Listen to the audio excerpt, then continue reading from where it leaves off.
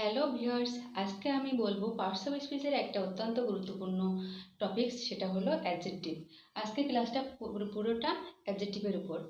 আমরা প্রথমে জানবো অ্যাডজেক্টিভটা কাকে বলে। অ্যাডজেক্টিভ হলো একটা ডিসক্রাইবিং ওয়ার্ড, অর্থাৎ যে সকল ওয়ার্ডগুলো নাউনের পূর্বে বসে নাউনটাকে বর্ণনা করে, অর্থাৎ নাউনের দোষ, গুণ, অবস্থা, পরিমাণ বা সংখ্যা বা নাউনের পরিচয়টাকে নির্দেশ করে, সেই সকল ওয়ার্ডগুলোকে বলা হয় অ্যাডজেক্টিভ।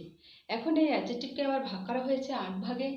8 ভাগ হলো quality adjective, quantity adjective, number adjective, pronominal adjective, emphasizing adjective, proper adjective এবং participle adjective, last noun adjective. আজকে আমি অ্যাডজেক্টিভের এই প্রথম 4টে নিয়ে আলোচনা করব এবং পরবর্তী ভিডিওয়ে আমি পরবর্তী 4টে নিয়ে আলোচনা করব। এখন প্রথমে আসি adjective of quality. Adjective of quality কাকে বলা হয়? যে সকল অ্যাডজেক্টিভগুলো নাউনের পূর্বে বসে নাউনের অবস্থা, দোষ, গুণ বা পরিচয়কে তুলে ধরে, সেই সকল অ্যাডজেক্টিভগুলোকে বলা হয় কোয়ালিটি অ্যাডজেক্টিভ। এখন আমরা এক্সাম্পল স্বরূপ বলতে পারি যে মানিক ইজ অ্যান অনেস্ট ম্যান। এখানে বলা হচ্ছে মানিক একজন সৎ মানুষ, অর্থাৎ এই অনেস্ট দ্বারা কিন্তু মানিককে বিশেষিত করা হচ্ছে বা মানিকের গুণটা প্রকাশ করার জন্য ব্যবহৃত হচ্ছে অনেস্ট। অনেস্ট দ্বারা মানিকের গুণ প্রকাশিত হচ্ছে, সেহেতু অনেস্ট হচ্ছে কোয়ালিটি অ্যাডজেক্টিভ। এরপরে আসি he has a black cow. তার একটা কালো গরু আছে। এখানে কাউটা হচ্ছে নাউন এবং নাউনটাকে বিশেষায়িত করার জন্য, অর্থাৎ গরুটা কেমন, গরুটা হচ্ছে কালো রঙের। এখানে এই ব্ল্যাক দ্বারা নাউনটাকে বিশেষায়িত করা হচ্ছে, সেহেতু ব্ল্যাকটা হচ্ছে কোয়ালিটি অ্যাডজেক্টিভ।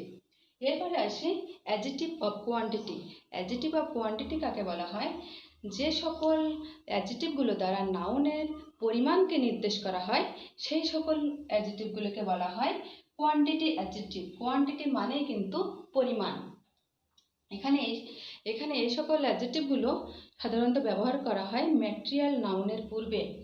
এখানে আমরা দেখি there is a little water in the jar, অর্থাৎ জারে অল্প পরিমাণে জল আছে।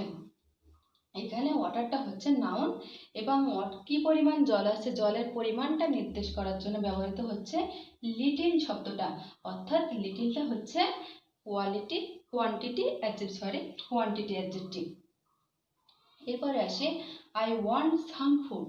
এখানে দেখো ফুডটা হচ্ছে নাউন, আমি কিছু খাবার চাই।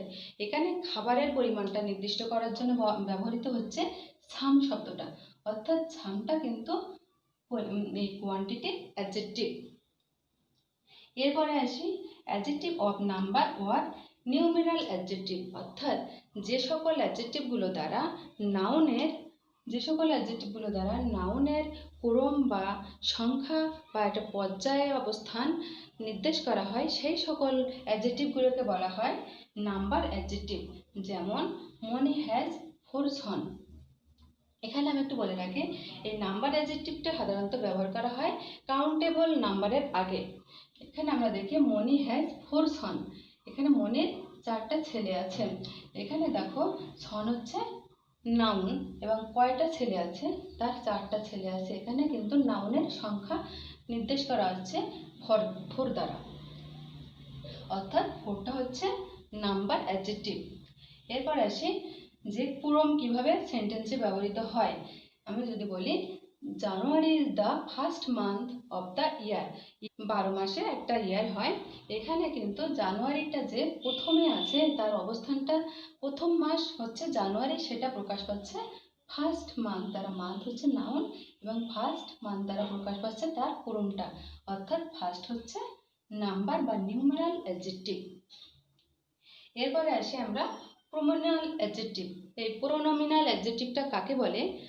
হচ্ছে যে সকল প্রোনাউন নাউনের পূর্বে বসে অ্যাডজেক্টিভের কাজ করে, সেই সকল অ্যাডজেক্টিভগুলোকে বলা হবে প্রোনোমিনাল অ্যাডজেক্টিভ।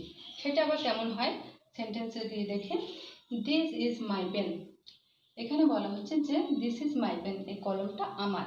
এখানে দেখো পেনটা হচ্ছে নাউন এবং নাউনটা বলা হচ্ছে পেনটা কার, পেনটা আমার। এখানে এই মাইটা একদিকে যেমন প্রোনাউন, এখানে কিন্তু ব্যবহৃত হচ্ছে অ্যাডজেক্টিভ হিসেবে, সেজন্য মাই হচ্ছে প্রোনোমিনাল অ্যাডজেক্টিভ। এরপর আসি দেয়ার টিম গোট দ্য প্রাইজ, তাদের টিমটা প্রাইজ জিতেছে। এখানে যদি বলি কার টিম প্রাইজ জিতেছে, এখানে কিন্তু টিমকে বিশেষায়িত করার জন্য ব্যবহৃত হচ্ছে দেয়ার শব্দটা, অর্থাৎ দেয়ারটা হচ্ছে প্রোনোমিনাল অ্যাডজেক্টিভ। আচ্ছা, তাহলে এই পর্যন্ত। পরবর্তী ভিডিওয়ে আমি এই অ্যাডজেক্টিভের পরবর্তী যে 4টা ভাগ আছে এই 4টা ভাগ নিয়ে আলোচনা করব।